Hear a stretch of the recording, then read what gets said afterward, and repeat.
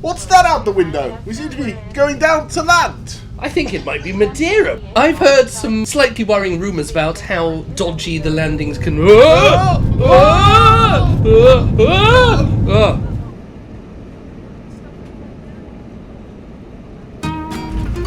Well, good job we're back on solid ground now. Absolutely. It was in the year 1419 that the very first person discovered Madeira, and it was, prior to that point, fully uninhabited. We are at the winery of Justino's, which was started by Antonio Justino Enriquez de Freitas. I've tried really hard to get that right. I don't know if I have. We're on Madeira, drinking Madeira. Yes. And I think if you take what we see as the main fortified wines, I think the one that kind of gets left behind and forgotten about and not talked about.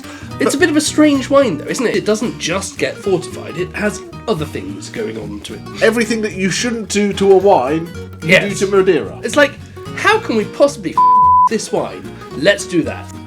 Not only do they fortify it, and this goes up to about 90%, so fortifying is when you make a still wine and you chuck some grape brandy in it to bring it up, which makes it more stable, able to travel, like we did with port and sherry starting. And it can halt the fermentation before you've got rid of all of the sugar as well. Absolutely, but Madeira, like sherry, comes in many different styles. You've got Sercial, which is really, really dry. Mm-hmm. You've got then Verdelho, which is another dry style.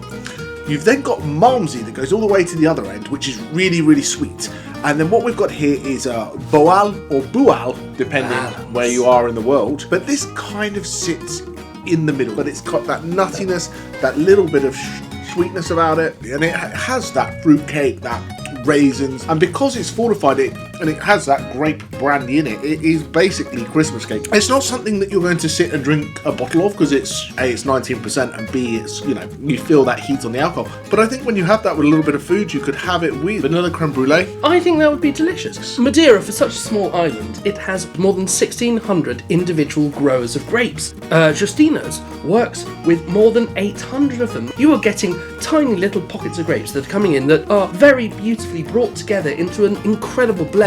One of the fun things about Justino's is that they have enough storage space for 8 million litres of wine at one time. That's how they're able to do such really wonderful old wines for such great value for money.